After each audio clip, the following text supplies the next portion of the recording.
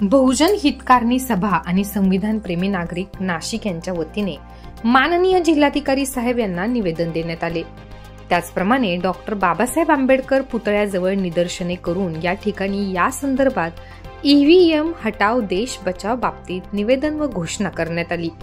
या ठिकाणी आपल्या देशातल्या निवडणुका गेल्या काही वर्षांपासून घेतल्या असलेल्या निवडणुका प्रक्रिया पारदर्शक नसून या ठिकाणी या प्रसंगी त्यांनी विविध प्रकारच्या मागण्या माननीय कलेक्टर साहेबांना निवेदन देऊन या मागण्यांद्वारे त्यांनी आपले मत आणि आपली संकल्पना ही माननीय जिल्हाधिकारी साहेब यांना या ठिकाणी निवेदनाद्वारे सादर केली।